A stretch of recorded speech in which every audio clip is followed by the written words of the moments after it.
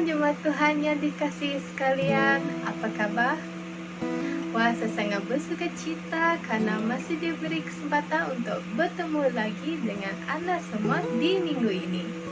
Baiklah, sebelum kita mulakan ibadah online kita, mari saja kita semua persiapkan hati kita dengan berdoa. Mari kita berdoa. Haleluya Bapa yang di syurga, pujilah nama-Mu Tuhan. Kami bersyukur Bapa karena masih lagi diberikan kesempatan, masih lagi diberikan peluang untuk terus berada di dalam hadirat-Mu Bapa. Bapa, di dalam ibadah ini kami ingin mempersembahkan yang terbaik hanya bagi-Mu Tuhan. Dan begitu juga dengan pujian dan penyembahan yang terbaik hanya bagi-Mu Bapa. Bapa, setiap hati yang lapar dan haus kami percaya Tuhan akan lawati. Walau di mana jua pun kami berada, kuasa-Mu tidak pernah terbatas Tuhan. Dan kami percaya Bapa, Engkau Allah yang beserta dengan kami Bapa. Inilah ucapan syukur dan doa kami Bapa. Kami peralaskan hanya di dalam nama-Mu Tuhan Yesus Juru Selamat kami. Haleluya. Amin. Selamat beribadah semuanya.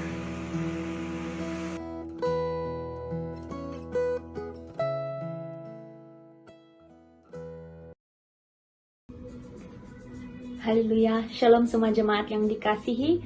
Kita bersama-sama lagi dalam ruangan pujian penyembahan pada minggu ini. Dan puji Tuhan di atas segala penyertaannya dalam kehidupan kita. Dan untuk pujian kita yang pertama, kita angkatkan lagu Ajarku Berdiam. Mari kita angkatkan pujian ini sebagai satu doa kepada Tuhan. Dan untuk sepanjang minggu yang akan datang, biarlah kita tetap berdiam di dalam kasih Tuhan. Haleluya. Ajarku berdiam dekat di hati-Mu, di saat ku berpaling temukan cinta-Mu. Di sana Kau menanti untuk bawaku lagi bersekutu dalam damai yang sejati.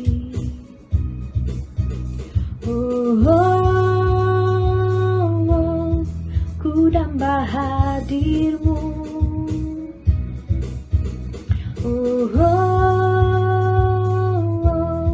Inilah rinduku, hidupku hanya untuk-Mu. Segenap hatiku kagum akan kebaikan-Mu, dan nafasku menceritakan kasih-Mu. Oh, ajarku berdiam dekat di hati-Mu. Haleluya. Di sana Kau menanti untuk bawaku lagi bersekutu dalam damai yang sejati.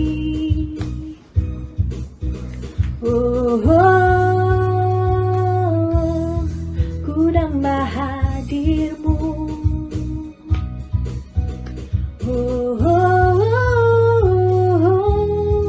Inilah rinduku,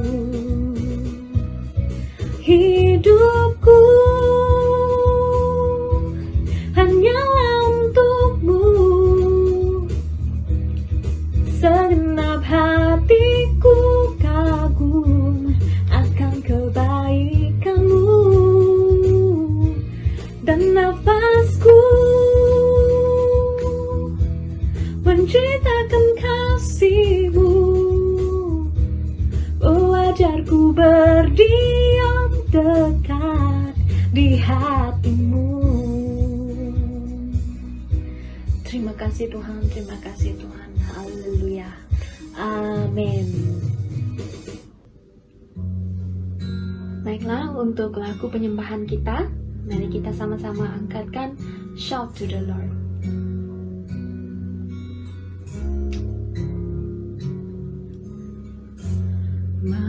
My Jesus, my Savior, Lord, there is none like you.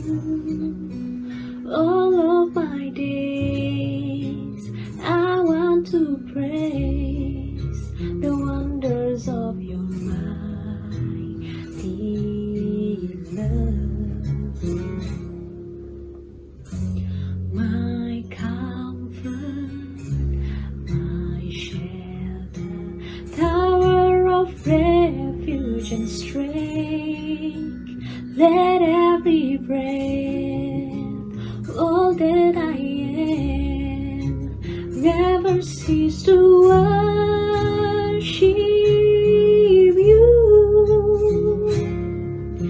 Shout to the Lord, all the earth, let us sing. Power and majesty, praise to the King. Mountains bow down and the seas will roar at the sound of your name. I sing for joy at the work of your hands. Forever I love you, forever I stand. Nothing compares to the promise I have in you.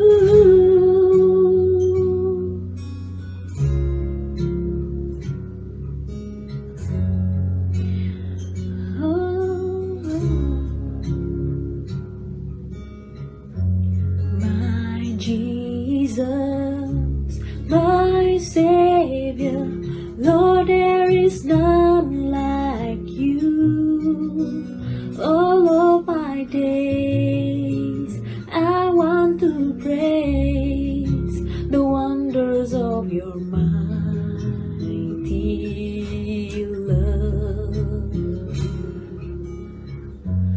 My comfort, my shelter, tower of refuge and strength, let every breath, all that I am, never cease to worship you.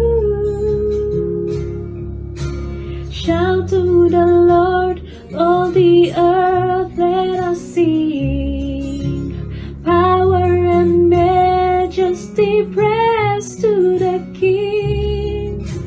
Mountains bow down and the seas will roar at the sound of your name. I sing for joy at the work of your hands. Forever I love you, forever I stand. And nothing compares to the promise I have in you. Nothing compares to the promise I have in you. And nothing compares to the promise I have in you.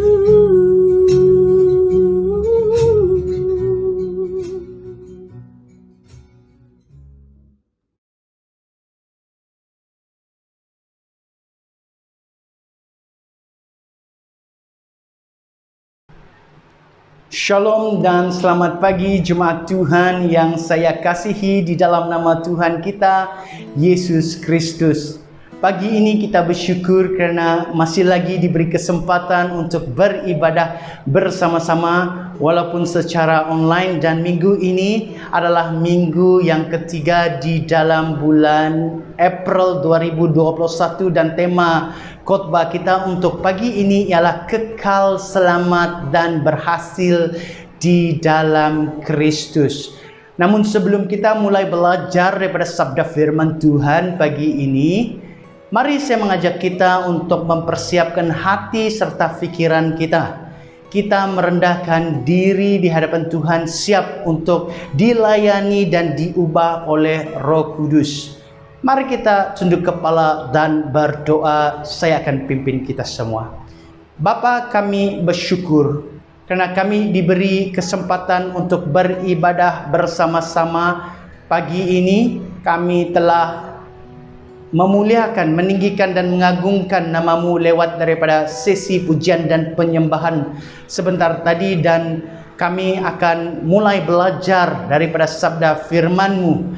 Kami mohon Roh Kudus-Mu yang memimpin hamba di dalam menjelaskan firman-Mu ini dan menyatakan isi hati-Mu kepada jemaat yang mendengar. Begitu juga Roh Kudus-Mu kami mohon memberi pengertian kepada para jemaat-Mu yang mendengar, supaya dapat memahami apa yang Engkau cuba sampaikan dan mengaplikasikannya di dalam kehidupan sehari-harian.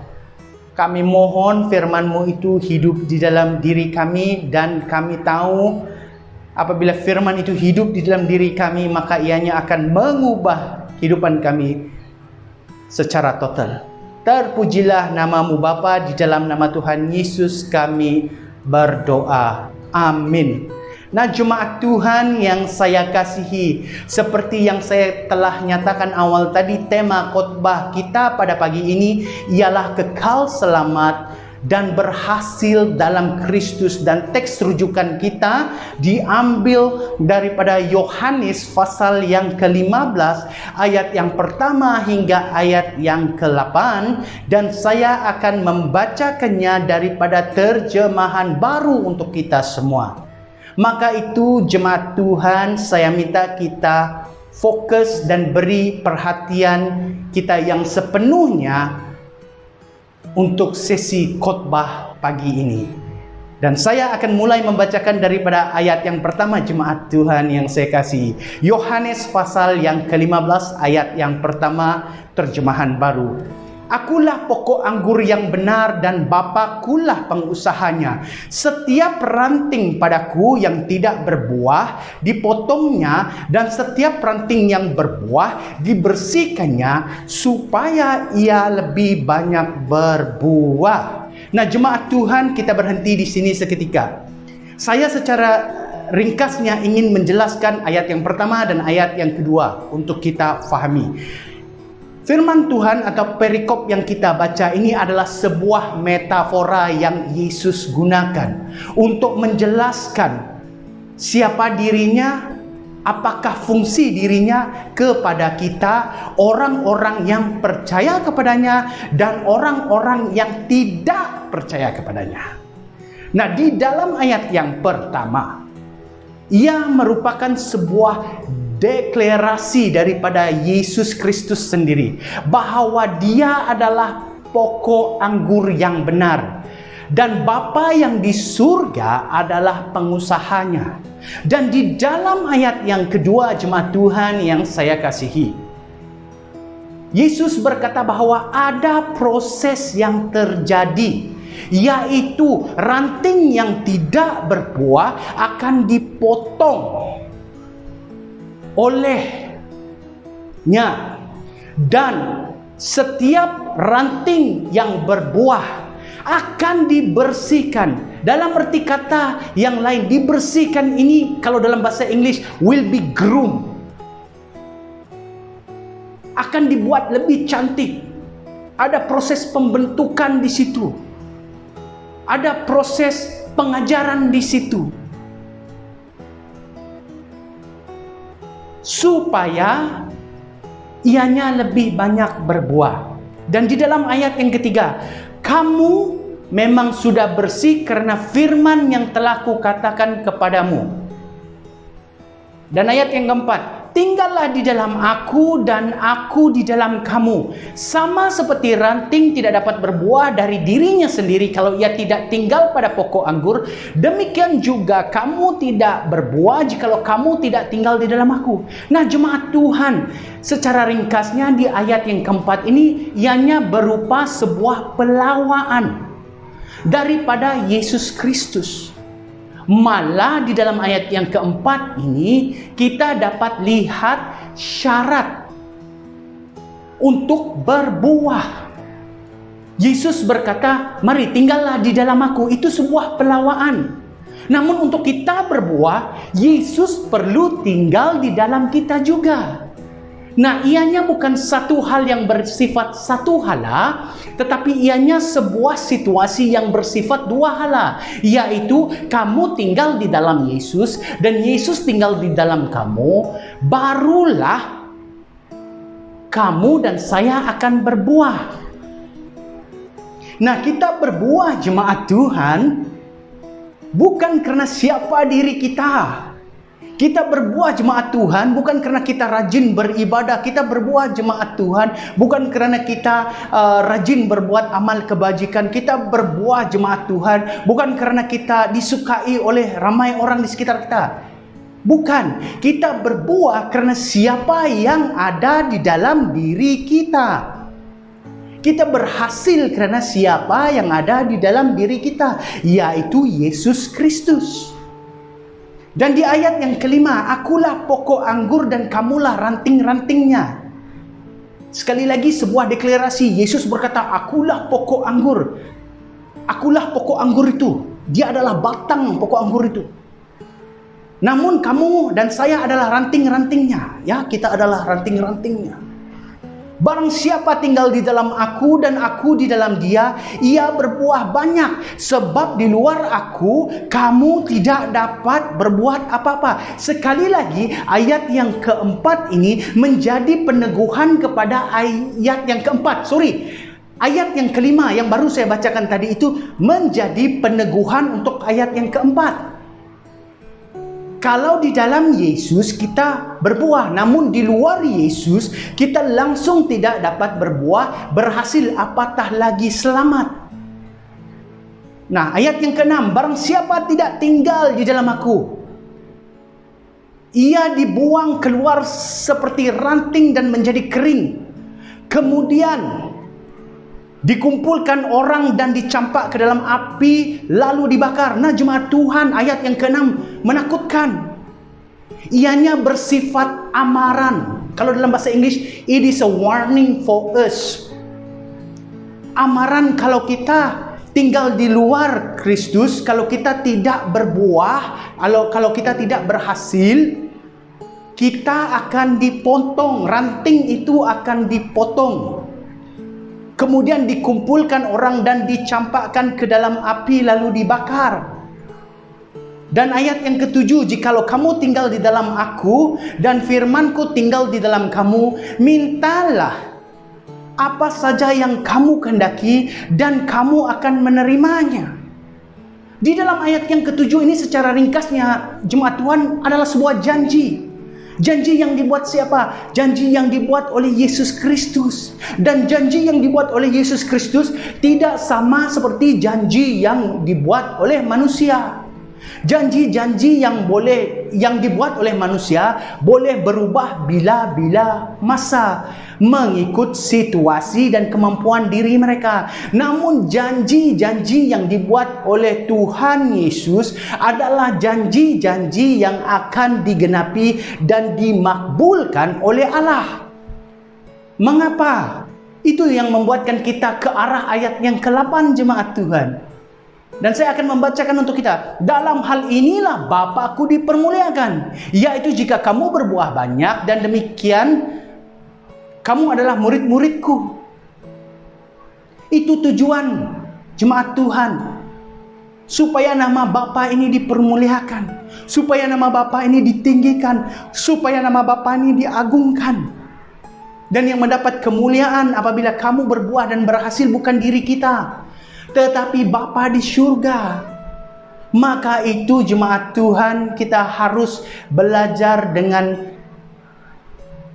terperinci firman Tuhan yang kita baca, supaya kita dapat gambaran yang lebih besar. Nah, kita lanjutkan dengan latar belakang jemaat Tuhan, Injil Yohanes secara umum dan perikop tadi yang telah kita bacakan. Dan saya akan berkongsi dengan kalian sedikit latar belakang ya tentang Injil Yohanes dan perikop yang telah kita bacakan tadi. Nah, penulis Injil Yohanes ialah Yohanes murid Yesus. yaitu anak Zebedeus dan bukan Yohanes Pembaptis. Pernah satu ketika saya menghadiri seminar muda-mudi dan saya bertanya kepada mereka yang hadir, siapakah yang menulis Injil Yohanes? Jadi ada beberapa orang dengan yakinnya mereka menjawab, Yohanes Pembaptis. Minta maaf, semua saya perbetulkan mereka dengan lemah lembut, dengan kasih. Saya bagi tahu mereka bahwa itu tidak betul. Penulis Injil Yohanes ialah Yohanes anak Zebedeus, yaitu murid Yesus.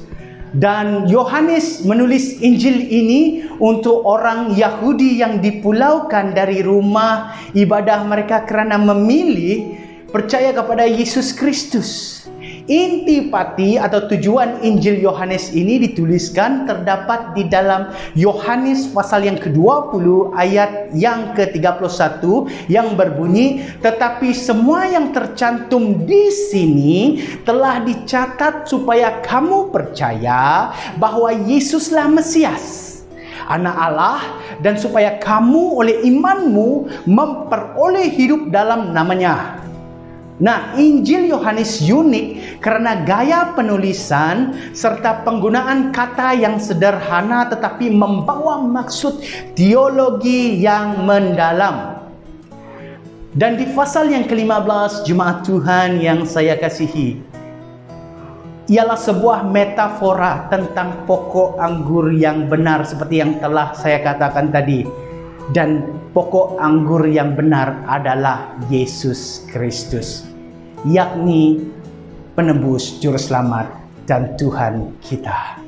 Nah, kita akan mulai belajar dengan lebih dalam lagi. Apa yang dapat kita pelajari daripada ayat pertama hingga ayat yang ke-8?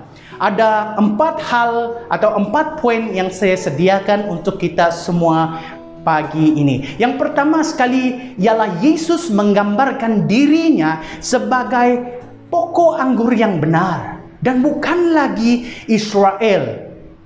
Kalau di dalam perjanjian lama, jemaat Tuhan yang saya kasihi, Israel digambarkan sebagai pokok anggur yang benar. Itu dapat kalian lihat di dalam Yesaya pasal yang ke-5 ayat yang ke-7.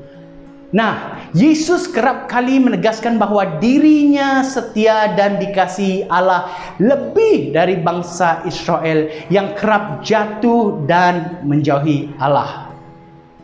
Dan hal yang kedua yang dapat kita pelajari daripada perikop yang telah kita baca tadi, kedua kategori ranting-ranting yang digambarkan itu, jemaat Tuhan yang saya kasihi, yaitu ranting yang hidup dan mati, menggambarkan orang percaya dan tidak percaya. Sekali lagi saya ulang, kedua kategori ranting-ranting yang digambarkan di dalam petikan yang kita baca tadi menggambarkan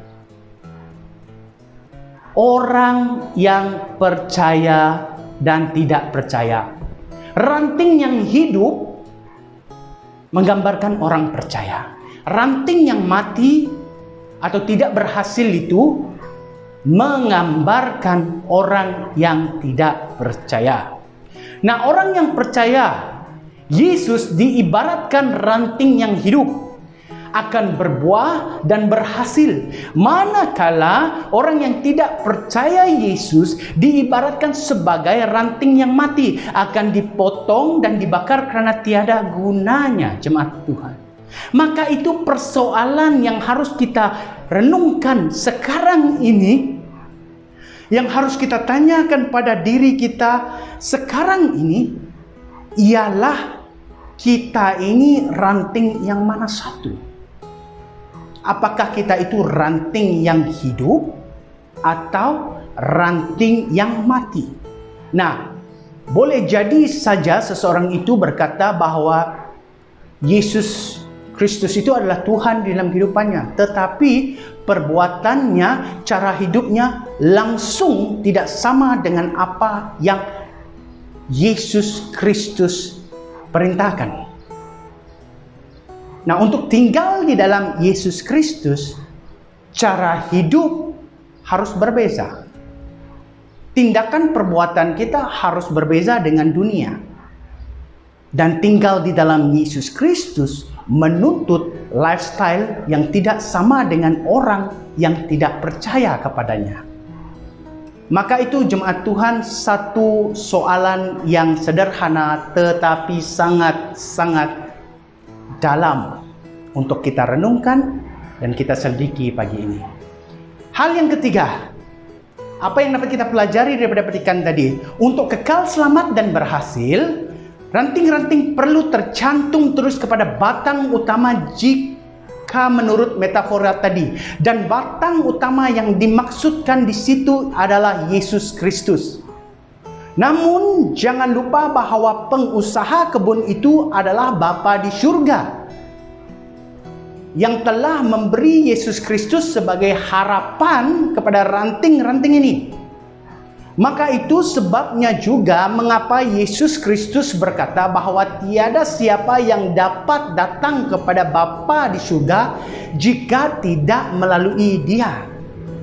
Kita hanya dapat datang kepada Bapa di surga sekalipun melalui doa dalam nama Yesus.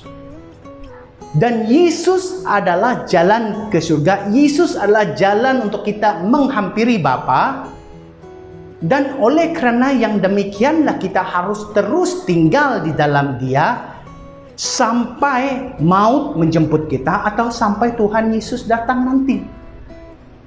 Dan hal yang keempat yang dapat kita pelajari daripada petikan yang telah dibacakan tadi ialah oleh kerana kita tinggal dalam Yesus Kristus, kita kekal selamat dan berhasil, yang mana merupakan tema khotbah kita pada minggu ini, pagi ini. Dalam 2 ayat yang terakhir itu, jemaat Tuhan, mintalah dan terimalah menjamin doa-doa kita didengar Allah dan pasti akan mendapat perkenanannya. Karena kita minta dalam nama Yesus dan sesungguh-sungguh tinggal di dalam Dia. Nah, ada orang pernah bertanya kepada saya, Pastor Billy, mengapa kadang-kadang saya merasakan Allah tidak mendengar doa saya? Ataupun apa yang saya minta tidak pernah terjadi. Nah, saya boleh beri jawaban begini ya. Setiap doa yang kita angkat, yang kita minta daripada Allah Bapa adalah untuk perkenanannya. Sesuai rencana dan waktunya. Namun di dalam Alkitab ada juga ayat-ayat lain yang memberi bayangan kepada kita tentang hal itu. Sebagai contoh, di dalam ayat yang ke-7 tadi, jemaat Tuhan. Saya ulang dan saya akan bacakan ya ayat yang ke-7 itu. Jikalau kamu tinggal dalam aku dan firmanku tinggal di dalam kamu, mintalah apa saja yang kamu kehendaki dan kamu akan menerimanya. Saya ulang lagi. Jikalau kamu tinggal di dalam aku dan firmanku tinggal di dalam kamu, mintalah apa saja dan yang kamu kehendaki dan kamu akan menerimanya. Jemaat Tuhan, ayat ini memperingatkan kita apabila kita tinggal sungguh-sungguh dalam Yesus, apa yang kita minta kepada Bapa di surga pasti akan dimakbulkan karena kita minta di dalam nama Tuhan Yesus dan itu adalah janjinya kepada kita. Tapi kalau kita tidak tinggal di dalam Tuhan Yesus, apa kita mau cakap? Ataupun kalau kita pikir kita tinggal di dalam Tuhan Yesus, tapi sebenarnya itu hanya ungkapan di bibir, bagaimanakah doa-doa kita ini boleh dijawab Allah? Karena kita minta dalam nama Yesus. Benar? Setuju ke tidak? Maka itu setiap kali di hujung doa kita setiap hari, kita akan berkata demikian. Di dalam nama Tuhan Yesus kami berdoa. Di dalam nama Tuhan Yesus kami minta semua ini. Dalam nama Tuhan Yesus kami peralaskan bahan-bahan doa dan sebagainya. Kenapa ada di dalam nama Tuhan Yesus? karena ayat yang ke-7 ini, jemaat Tuhan. Jikalau kamu tinggal di dalam aku dan firman-Ku tinggal di dalam kamu, mintalah apa yang kamu hendaki dan kamu akan menerimanya. Dan jemaat Tuhan, kesimpulan dari petikan tadi yang telah kita bacakan, Yohanes pasal yang ke-15 ayat yang pertama hingga ayat yang ke-8. Yesus Kristus diibaratkan sebagai pokok anggur dan ranting-ranting yang tercantum dengannya akan terus bertumbuh, berbuah dan selamat, manakala yang tidak tercantum kepadanya dilihat tidak berguna langsung dan akan dipotong lalu dibakar. Selepas seseorang itu diselamatkan melalui karya penebusan Kristus Yesus di atas kayu salib, dia harus terus tercantum dan tinggal di dalam Yesus Kristus, dan dengan berbuat demikian pasti nampak buah dan hasil karena dia adalah ranting yang sehat dan aktif. Namun jika seseorang itu mendakwa dirinya percaya dan tinggal di dalam Yesus Kristus namun tiada hasil atau buah yang kelihatan, ada sesuatu yang tidak kena, jemaat Tuhan yang saya kasih, dan harus diperhatikan, harus diselidiki mengapa hal itu terjadi. Maka itu kita sampai ke big question. Kenapa perlu tinggal dalam Yesus? Ada 3 hal yang akan kita perhatikan pagi ini. Mengapa kita perlu tinggal di dalam Yesus? Yang pertama, karena di dalam Dia kita temukan keselamatan. Yesus adalah jalan yang membawa kita kepada Bapa. Yesus adalah kebenaran, firman yang menjadi manusia. Dan Yesus adalah hidup. Dia berkuasa ke atas maut dan Dia dapat memberikan kita keselamatan kekal. Maka itu apabila kita tinggal di dalam Yesus, kita kekal selamat. Dan bukan saja kita kekal selamat, kita akan berbuah dan berhasil karena yang mengusahakannya adalah Bapa di surga. Kalau kita tinggal di luar Kristus, kita tidak akan berhasil. Pastor Billy beri satu contoh. Saya tidak suka ambil orang di luar sebagai contoh karena saya menjaga sensitivity dan privacy orang di luar. Maka itu setiap kali saya berkhotbah, kamu akan tengok saya ambil diri saya sebagai contoh, baik dan buruk. Supaya sensitivity atau privacy orang tidak terganggu, ya. Oke. Nah, saya dulu hidup di luar Kristus, tengok apa jadi. Apa saja yang saya usahakan tidak berhasil. Diri saya sendiri menjadi orang yang sangat jahat, orang yang dibenci masyarakat, orang yang membawa kehancuran di dalam keluarga saya, di dalam orang di sekitar saya. Tetapi apabila saya hidup di dalam Kristus, saya berbuah, saya berhasil. Dan ada ramai lagi orang di sekitar kita yang kita dapat lihat begini. Satu waktu dulu mereka punya hidup sangat teruk, sangat parah. Sampah masyarakat, dibenci keluarga, kambing hitam, dan sebagainya. Namun apabila mereka tinggal di dalam Kristus, mereka bertaubat, mereka mencari Dia, perlahan-lahan buah itu kelihatan di dalam kehidupan mereka. Perlahan-lahan hasil itu nampak di dalam kehidupan mereka.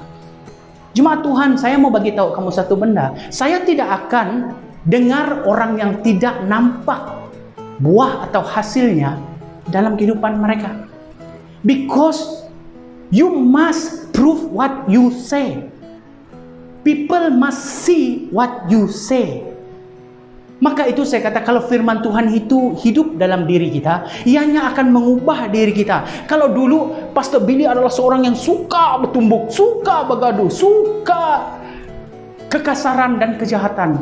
Tetapi apabila kenal Yesus Kristus, tinggal di dalam Dia, hidupnya berubah. Rasul Paulus sebelum kenal Kristus, seorang pembunuh, seorang penyiksa orang Kristen. Tetapi apabila kenal Yesus, tinggal di dalam Yesus, hidupnya berubah. Dia melayani Tuhan, dia berhasil di dalam pelayanannya, sekalipun di penghujung pelayanannya dia mati, tersiksa.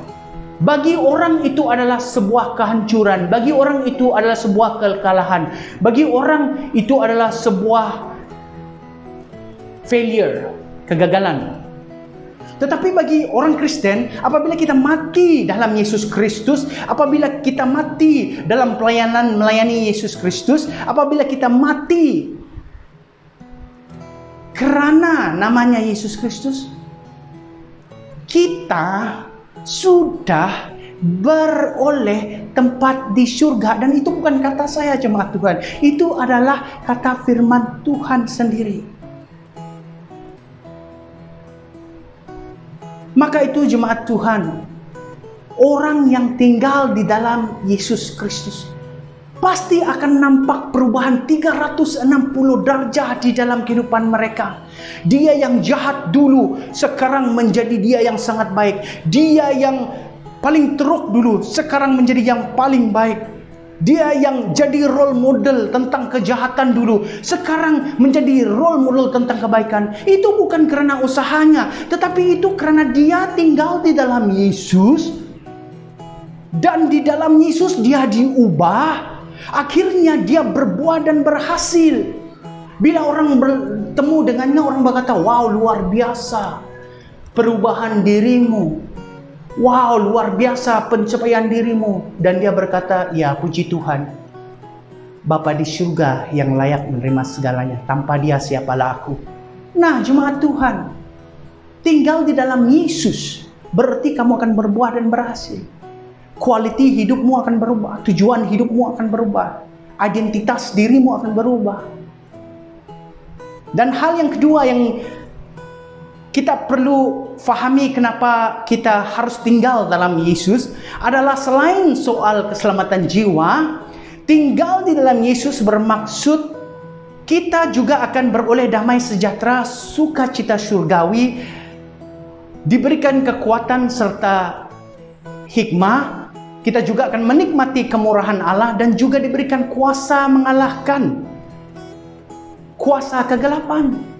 Ini adalah faedahnya kalau kita tinggal di dalam Yesus Kristus.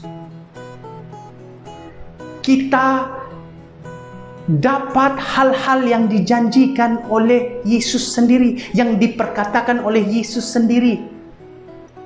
Dan yang ketiga adalah kerana dia adalah gembala yang baik. Itu sebabnya mengapa kita perlu tinggal di dalam Yesus. Pastor Billy mungkin punya kelemahannya sebagai seorang manusia. Reverend Dr. Ravi Zacharias yang terkenal sebagai apologis terbaik, pelayanannya internasional. Tetapi dia juga punya kelemahan yang baru-baru ini mencetuskan kekejutan di serata dunia di antara orang Kristen dengan skandalnya. Dia juga punya kelemahan sebagai seorang manusia. Namun gembala yang tidak punya kelemahan ialah Yesus Kristus.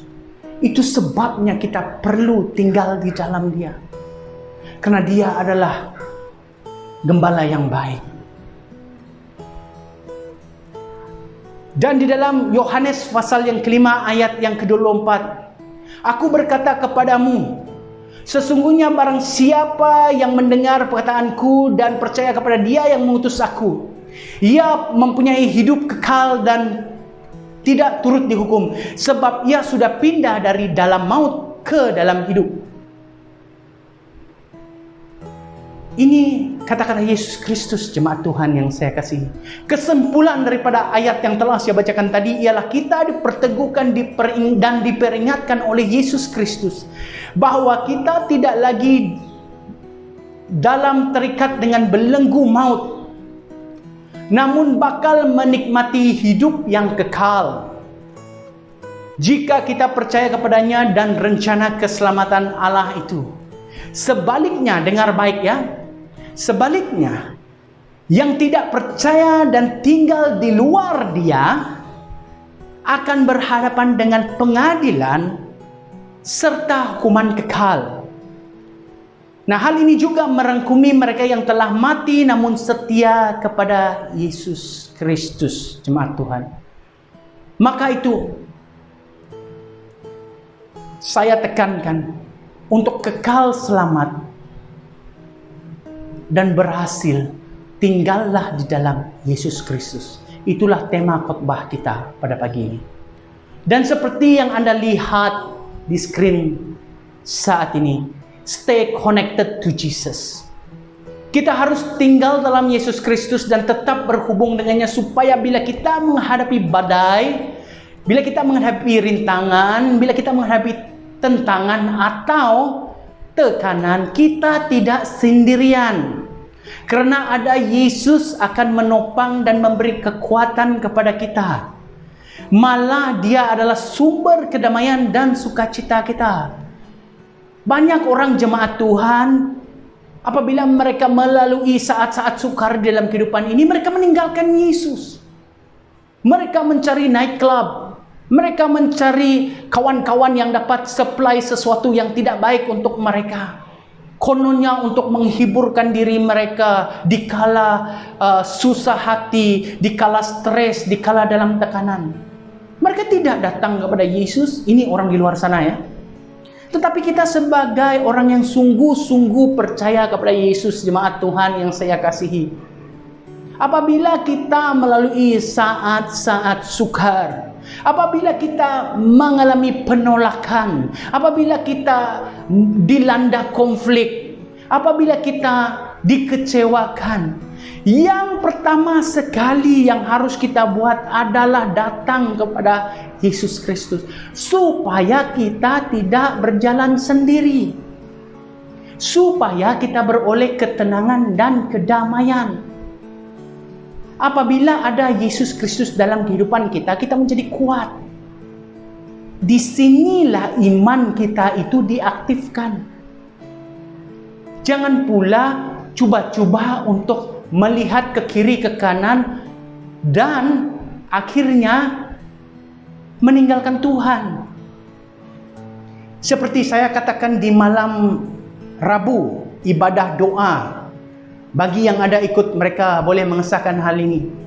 Hari ini, hal yang membuatkan ramai orang meninggalkan iman dan kepercayaan mereka adalah kesukaran-kesukaran yang terjadi di dalam kehidupan. Sehingga mereka cenderung melakukan sesuatu itu menurut kebijaksanaan, menurut pengetahuan, dan menurut kemampuan mereka. Dan sudah pasti jalan-jalan ini seringkali bertentangan dengan jalan Tuhan. Dan apabila mereka sudah mengikuti jalan ini, mereka sadari mereka jauh terpesong, tidak ramai yang mahu pulang. Namun saya peringatkan sekali lagi, Tuhan kita Maha Pengampun. Kalau kita bertobat, Dia sedia memaafkan dan menerima kita. Maka itu sebelum hal itu terjadi, jangan terputus hubungan dengan Tuhan. Stay connected with Him. Dan di dalam Galatia pasal yang kedua ayat 20, namun aku hidup, tetapi bukan lagi aku sendiri yang hidup, melainkan Kristus yang hidup di dalam aku. Dan hidupku yang ku hidupi sekarang di dalam daging adalah hidup oleh iman dalam Anak Allah yang telah mengasihi aku dan menyerahkan dirinya untuk aku. Nah, surat kepada jemaat di Galatia ini ditulis oleh Rasul Paulus, dan Paulus menegaskan bahwa dia kini tinggal di dalam Kristus dan sedang mengalami Kristus. Paulus juga menekankan bahwa dia percaya kepada kata-kata Yesus.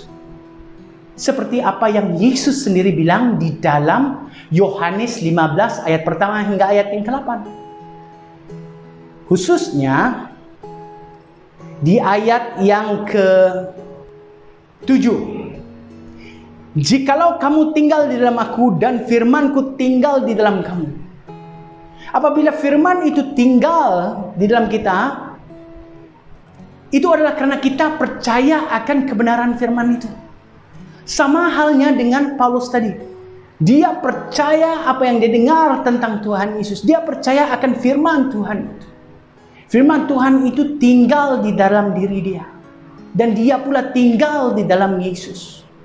Dan kesimpulan, Paulus berubah dari jahat ke baik, berhasil dalam pelayanannya karena dia tinggal dalam Yesus dan Yesus tinggal di dalam dia. Bukan karena reputasi Paulus, bukan karena kepintaran atau kebijaksanaannya, tetapi karena Yesus yang tinggal di dalam dia. Dan kita sudah sampai ke kesimpulan khotbah kita pagi ini, jemaat Tuhan yang saya kasihi. Memilih untuk tinggal di dalam Yesus bermaksud memilih untuk menjalani kehidupan yang berbeza dengan cara dunia. Buah di dalam Yesus Kristus, berbuah di dalam Yesus Kristus bermaksud mengalami pemulihan dan transformasi dalam kehidupan baru. Selain itu, seseorang yang tinggal di dalam Yesus harus membiarkan Yesus tinggal di dalam hatinya. Bila Yesus ada dalam dirinya, dia semakin berkurang dan Yesus semakin bertambah. Tinggal di dalam Yesus dan Yesus di dalam kamu membuatkan iblis gentar dan tidak dapat mengapa-apakan kamu. Ada orang berkata, Pastor Billy, kami dengar kamu terlibat dalam pelayanan eksorsisme, kata orang putih, atau pengusiran. Kamu tidak takutkah dengan iblis, dengan setan, dengan hantu-hantu atau roh jahat? Tidak, jemaat Tuhan. Nah, mungkin ada yang cakap, sombongnya Pastor Billy. Tidak, jemaat Tuhan, saya tidak sombong. Tapi saya percaya kepada firman Tuhan. Firman Tuhan mengatakan Dia yang ada di dalam kamu lebih besar daripada mereka yang ada di luar sana, yang di luar kamu. Apabila Yesus itu ada dalam diri kamu, apabila kamu tinggal dalam Yesus dan Yesus itu ada tinggal dalam diri kamu, tiada kuasa-kuasa lain yang mampu mengapa-apakan kamu, yang mampu mendekati kamu. Itu adalah karena yang di dalam kamu itu lebih besar, lebih berkuasa. Maka itu setiap kali saya berhadapan dengan gangguan, dengan kerasukan, saya tidak datang dengan kekuatan badan saya atau kekuatan diri saya. Saya datang dengan otoritas, dengan kuasa yang diberi oleh Tuhan Yesus sendiri. Dan saya tahu Dia ada di dalam saya. Dia tinggal di dalam saya. Maka itu, apabila berhadapan dengan kuasa kegelapan, sedikit pun tidak gentar karena saya tahu Yesus itu ada bersama dengan saya. Roh Kudus itu ada bersama dengan saya. Immanuel, Allah beserta dengan kita. Saya bukan main ungkap dari mulut, tapi saya biar firman Tuhan itu hidup dalam diri saya dan saya pegang firman Tuhan itu ketika berhadapan dengan roh jahat, jemaat Tuhan. Dan saya percaya di luar sana pemimpin-pemimpin kita juga adalah orang-orang yang berani. Jemaat kita ada di antara mereka yang sudah matang. Mereka adalah orang-orang yang berani berhadapan dengan kuasa kegelapan. Bukan karena siapa diri mereka, tetapi karena firman Tuhan itu hidup di dalam mereka. Karena Ia tinggal di dalam diri mereka. Maka itu tinggal terus di dalam Kristus Yesus, jemaat Tuhan yang saya kasihi. Karena Ia menjanjikan berkat kemurahan Allah dan keselamatan kekal untuk kita semua. Sekali lagi, untuk kekal selamat dan berhasil, kita harus tinggal dalam Yesus Kristus. Terpujilah namanya, Dia saja yang layak menerima pujian dan kemuliaan. Mari kita semua berdoa dan tunduk kepala. Bapa, kami telah belajar daripada sabda firman-Mu. Kami mohon agar apa yang kami dengar menjadi kekuatan pada diri kami yang akan mengubah hati serta akal budi kami. Sehingga kami menjadi orang Kristen yang betul-betul merdeka, orang-orang Kristen yang betul-betul berkualiti, dan orang Kristen yang betul mengandalkan Engkau dan tinggal terus di dalam Engkau. Sehingga suatu hari nanti kami akan bertemu dengan Engkau di surga karena kami setia di dalam Yesus Kristus. Hamba berdoa buat semua yang mendengar pada pagi ini, di mana saja mereka berada. Roh Kudus melayani mereka, dan Bapa berkati mereka, jaga mereka, lindungi mereka, pelihara mereka di hari-hari yang akan mendatang. Terpujilah namamu, di dalam nama Tuhan Yesus kami berdoa. Amin.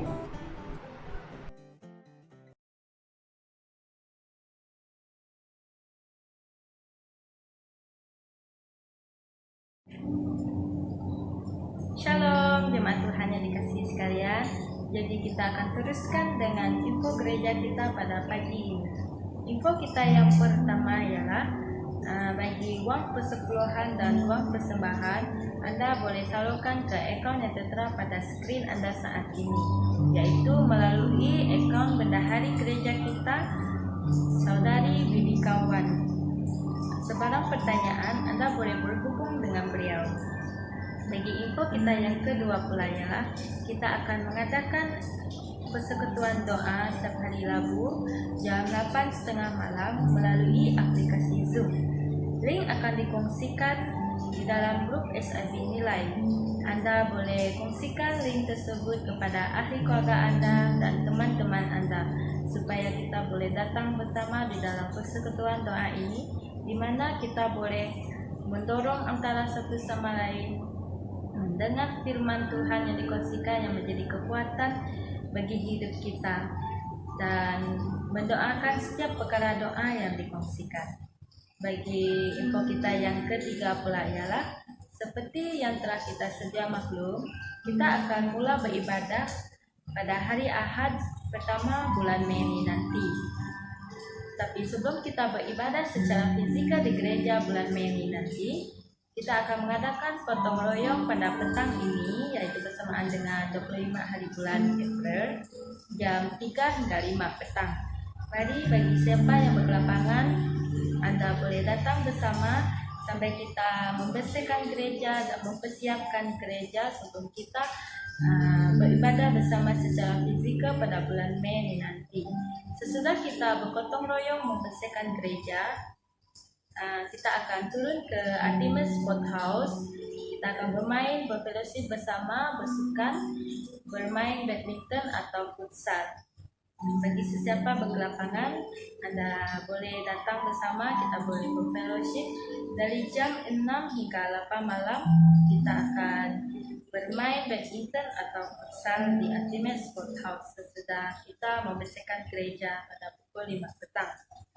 So, info kita yang seterusnya pula ialah bagi sesiapa yang punya talenta melayani di pelayanan harta atau mempunyai kerinduan untuk melayani Tuhan di gereja SIB Nilai, Anda boleh memaklumkan diri kepada Majelis Pentadbiran Gereja atau pastor sidang kita, yaitu Pastor Billy.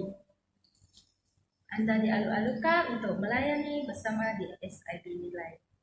Oke, so info kita yang terakhir pula ialah bagi sesiapa yang mempunyai kerinduan untuk didoakan, untuk di-counseling atau untuk dilawat oleh pastor, bahkan mempunyai aktiviti atau upacara khas yang memerlukan kehadiran pastor, Anda boleh berhubung dengan pastor untuk menetapkan waktu dan tempat.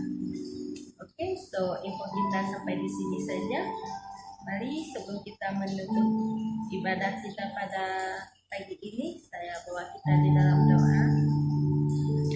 Haleluya Tuhan, haleluya Bapa kami di surga, berdoa kepada Engkau. Ucap syukur atas penyertaan-Mu dari awal, pertengahan, dan akhirnya ibadah kami pada pagi ini. Terima kasih Bapa karena Engkau telah beri berkat anugerah-Mu yang begitu besar bagi kami. Terima kasih atas kasih setia-Mu Bapa.